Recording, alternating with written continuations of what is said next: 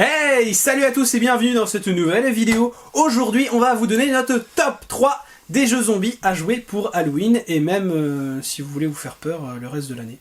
Alors aujourd'hui, on va vous présenter donc 3 jeux de zombies qui nous ont carrément hypé. Ouais, d'ailleurs, on les a achetés, donc c'est qu'on a craqué notre carte bleue, donc c'est qu'on les aime.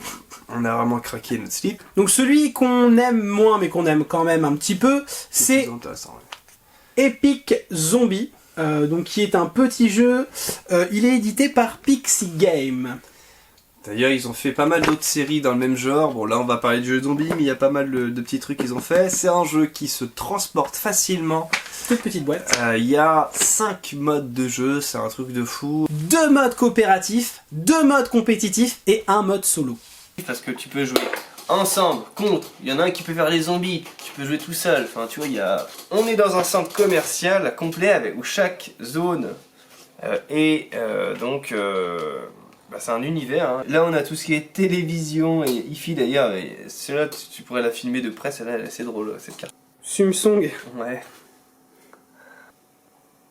Voilà, c'est des jeux qui sont super bien finis hein, encore. Ça c'est vraiment une finition qui est vraiment super. Donc voilà, il y a beaucoup de cartes, les cartes qui sont sur le côté, c'est les cartes objectifs, en mode coopératif. Vous avez donc les objectifs, donc il y a 3 objectifs à chaque fois en même temps à réaliser. Se soigner, rechercher des objets je crois, c'est ça, alors et là, combattre les zombies. Dans l'exemple c'est ça, hein, là c'est trouver un remède, réparer un hélicoptère et appeler les secours. Voilà, donc ça c'est un exemple. Ça c'est des exemples, mais il y en a beaucoup. Exactement, il y en a plein d'autres. Et selon les modes en plus ça change. Exactement. Donc vous avez jamais les mêmes parties, la rejouabilité est assez intéressante. La gestion aussi de la vie et de la santé est vachement bien pensée. Ouais. Pour un petit jeu, pour une petite boîte, il y a beaucoup de détails sur les cartes. Exactement, beaucoup d'éléments. Beaucoup d'éléments. Les petits personnages, du coup, on a des armes. Les armes, on peut carrément physiquement les mettre sur les personnages. Je trouve ça super cool. Ça c'est vraiment, ça nous a vraiment surpris. Franchement, ça nous a surpris. C'est vraiment cool, sympa. Long quand même au niveau des parties, c'est des parties de combien? Au minimum 1 heure je pense. Ouais, eux ils disent 45 minutes, je compterais plutôt 1 heure, 1 heure et demie, parce que la partie qu'on a essayé de faire nous ensemble, on a duré largement, donc peut-être presque 2 heures. Exactement, parenthèse, sachant qu'à chaque fois ça va être la même chose, c'est qu'au début ça va être assez long, puisqu'il y a les règles à assimiler, il y a tout ça, donc faut vraiment vous prévoir, peut-être pas une demi-après-midi pour un jeu comme ça, mais vous prévoir pas mal de temps quand même. Et après de toute façon, une fois que les règles sont assimilées, ça va vous jouer de plus en plus vite. Donc c'est un jeu pas très cher pour une vingtaine d'euros où tu peux vraiment passer des heures et des heures de jeu derrière avec des potes et te taper des bonnes parties de jeu hyper sympa je pense. Voilà. Et si t'as pas d'amis, il y a un mode solo. Le deuxième, c'est plutôt Kevin qui est fan et qui va vous présenter ça. Ce jeu c'est Zombicide. C'est un jeu qui se joue donc tout seul jusqu'à 12 joueurs. Ça vaut 90 €, donc c'est un on voit la taille de la boîte, c'est pas du tout le même niveau de jeu. Mais qu'est-ce que c'est bon. Alors, Zombicide est un jeu de plateau figurine qui se joue de 1 à 8 joueurs pour la première extension, et puis après pour toutes les autres c'est à peu près entre 1 et 12 joueurs. Chaque personne incarne un survivant qui doit survivre à une invasion de zombies.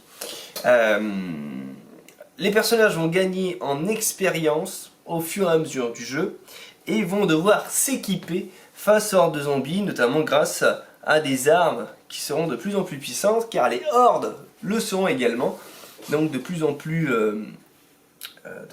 présentes au fur et à mesure de la partie. C'est un jeu assez simple, avec des règles vraiment basiques, où on va gérer les survivants et où les zombies sont gérés vraiment tout seuls par le jeu. Donc il n'y a pas de complexité de ce point de vue-ci. Pour un exemple assez concret, là je suis entouré de zombies.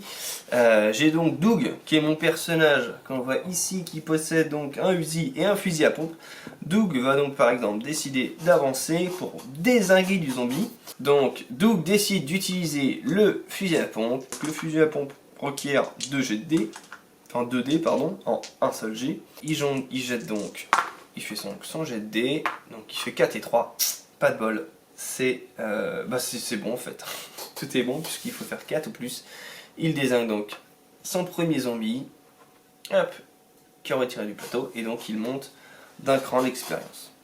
Et ces expériences vont débloquer à chaque fois des compétences différentes pour rendre notre survivant de plus en plus puissant.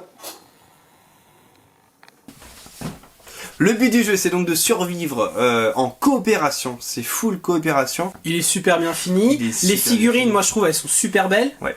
Les figurines sont C'est super ça. belles. Il y a plus de 90 figurines Ouais. livrées dans la boîte. Faut savoir que là, ce ce jeu-là, en plus, il y a des extensions. Exactement. Donc là, on vous montre la première saison, mais il y a 4 extensions déjà qui sont créées juste avec l'univers dans la ville. Donc c'est vraiment moderne avec des armes, etc. Ouais.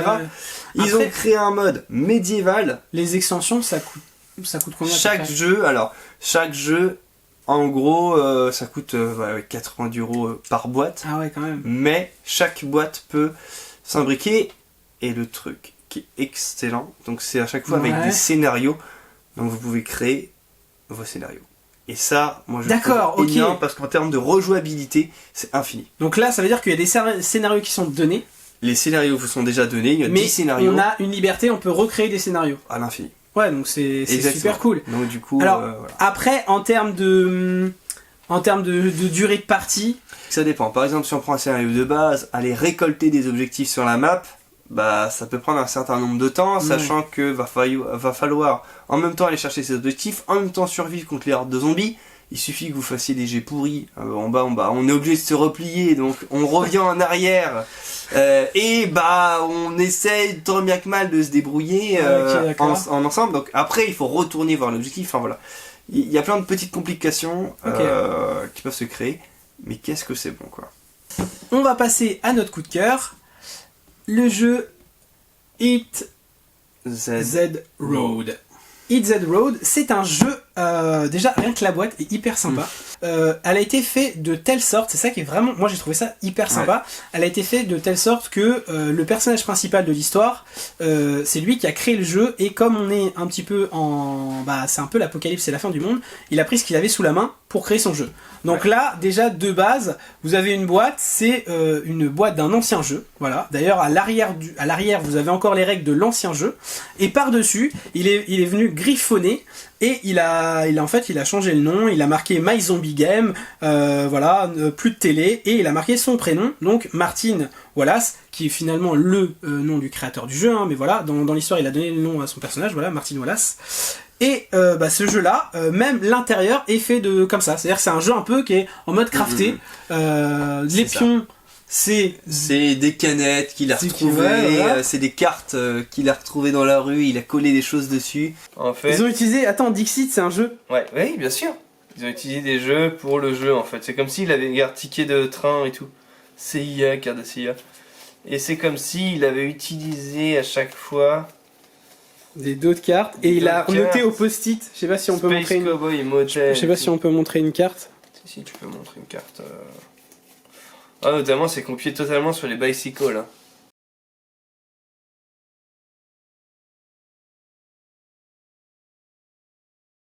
Les cartes premier joueur pour indiquer donc le 1, 2, 3 ou 4 joueurs, c'est une carte fidélité, c'est une carte bleue, c'est vraiment des trucs qu'il a récupéré dans C'est la un rue. badge aussi, il y a un badge. Il y a un badge, le gars en gros il a pris une carte, il a mis son numéro et Il a vraiment créé le jeu quoi. C'est Très- les règles aussi, très- les règles, il les a fait avec des feuilles à carreaux. Genre on Oui, dirait un c'est ça. gosse qui a fait ça de son côté Exactement. et tout. Ouais. Un peu comme si nous on avait vécu l'apocalypse zombie, C'est on ça. doit créer un jeu et bah on peut pas aller au magasin acheter des pièces, on récupère les pièces à droite C'est à ça. gauche. Du coup, le plateau est présenté comme ça. Nous avons donc les joueurs qui sont représentés ici. Donc ce n'est pas du coopératif cette fois. Donc chaque joueur va incarner un groupe de survivants et devra emprunter des routes qu'on aura placées.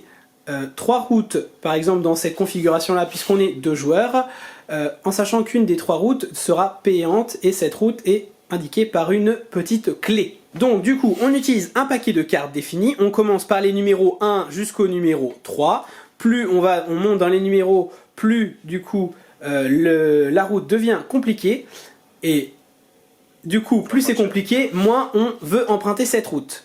Pour choisir qui va prendre quelle route, on va déterminer ça aux enchères. Chaque joueur pourra placer des enchères. Celui qui obtient la meilleure enchère peut choisir en premier et donc obtiendra la carte numéro 1 et Sauf pourra choisir Effectivement. la route qu'il veut. Sauf que ces enchères vont coûter des précieuses ressources. Voilà. Ces ressources vont nous servir pour combattre les zombies dans les routes, mais également aux enchères. On détermine le premier qui enchérit selon le numéro qu'il a. Là par exemple c'est le numéro 1, c'est le rouge, donc c'est lui qui va commencer en premier à enchérir. Il va décider d'enchérir de 2 ressources, mais le joueur 2 peut décider d'enchérir au-dessus ou de rien faire. S'il enchérit au-dessus, le rouge peut décider de s'arrêter là ou de continuer. À la fin, une fois que les deux joueurs se sont arrêtés, le joueur qui a fait le plus gros score commence à choisir. Et donc par exemple là, vu que c'est le rouge, lui il a décidé de mettre 4, donc il va devoir prendre 4 de ses ressources, choisir la route qu'il veut, et le joueur 2, une fois que la route du rouge aura choisi, c'est le joueur qui aura plus que le choix sur 2 autres routes restantes. En sachant qu'une des 3 routes en mode de joueur dispose d'une clé supplémentaire. Cette clé, avec le petit numéro 2, veut dire que vous devez payer 2 supplémentaires. Donc là, le jaune devra payer 3, plus ces 2 derniers, et donc se retrouvera sans ressources. Une fois donc du coup qu'on aura choisi sa route, on fera le déroulé de la route, on fera la déroulée en U, et une fois qu'on aura pris la route, on reprendra des cartes pour refaire la route, etc. etc. Tout le jeu. Okay. En gros, comment ça se passe? On a des ressources dans le jeu, il y a 3 ressources, c'est le gasoil, parce qu'on en a besoin pour pouvoir avancer, on est quand même sur la route, hein. De l'énergie pour pouvoir continuer à avancer, et des balles, parce que les balles, si t'as pas de balles, tu peux pas te battre contre des zombies. C'est-à-dire que, en gros, on se bat pas l'un contre l'autre, on se bat pour savoir lequel va être le moins dans la merde. C'est clairement Exactement. ça. Et on a fait des parties, ça va super vite. Ouais. Et du coup, alors moi j'ai testé le jeu, j'ai essayé de cramer mes ressources justement pour voir au début, Ouais. pour voir si on pouvait revenir. Et waouh, il faut vraiment calculer plusieurs coups d'avance. Mais d'un autre côté, tu tombes sur les mauvaises cartes, c'est pareil, parce que il y a un côté enchère, mais en plus derrière, La comme chance. c'est une pile de cartes, il y a un côté chance. On sait pas on sait pas comment les routes, c'est pas nous qui décidons comment les routes vont être faites. Et en sachant que on commence par les numéros 1. Et après, derrière, on arrive au niveau 2, au niveau 3. Donc plus on avance dans le jeu, plus les cartes, elles sont hyper dures. Donc si dès le démarrage, t'as commencé à consommer des ressources, tu vas vite te retrouver dans la merde, parce que c'est vers la fin qu'il faut des ressources. Donc, il y a quand même un côté gestion, je trouve, moi, dans le jeu. C'est gestion, stratégie, et puis un peu de chance. Survie, chance. Enfin, il y a un savant mélange de tout ça. Faut savoir que là, nous, on a joué à 2, on peut jouer jusqu'à 4 joueurs, et on peut même jouer tout seul. Donc comme pour les 3 jeux. Les 3 jeux, voilà. Les 3 jeux peuvent se jouer tout seul. En solo, ouais. Voilà. Puisque dans les 3, il y a un mode où c'est le jeu qui joue contre nous. Exactement. Voilà. Mais du coup, moi j'aime bien ces jeux, alors qui peuvent se jouer, je pense, tout seul ou à plusieurs. Alors, l'avantage tout seul, allez, si vous avez un coup de folie, vas-y, j'ai trop envie d'y jouer, ça peut être rigolo. Mais du coup, je trouve que du coup, c'est modulable. Parce que vous pouvez très bien jouer à 1, à 2, à 3, à 4. Ouais. Après, le seul jeu, c'est peut-être le dernier là. C'est juste la peut-être chose qu'on pourrait dire qui est négative, c'est qu'on peut jouer qu'à 4 maximum. Ouais, c'est ça. C'est le seul. C'est le truc qu'on regrette. Mais d'un autre côté, il est beaucoup plus rapide à jouer. Il prend moins de place. La mise en place est plus simple, je trouve. Donc... La mise en place est plus rapide. C'est un jeu vraiment rapide et quand même assez bien foutu. Ouais. Je sais pas si vous connaissez le jeu Cyclade, mais du coup la phase d'enchère, il y a une phase d'enchère dans Cyclade aussi. Ça c'est les jeux avec les enchères. Les jeux avec les enchères sont assez c'est vraiment puissant. Parce que mauvaise enchère et c'est fini. Tout remettre en question. Ah ouais. Eh ben écoutez, j'espère que cette vidéo vous aura plu. Et nous, on va vous laisser sur cette note de fin et on espère vous retrouver très rapidement dans une prochaine vidéo. Salut. Merci d'avoir regardé cette vidéo jusqu'au bout, j'espère qu'elle t'a plu. Tu peux laisser un petit pouce bleu si c'est le cas. En attendant les prochaines vidéos, tu peux déjà regarder celles qui s'affichent à l'écran. On revient très vite avec une nouvelle vidéo. Ciao ciao. Et si c'est pas déjà fait, tu peux t'abonner en cliquant juste là.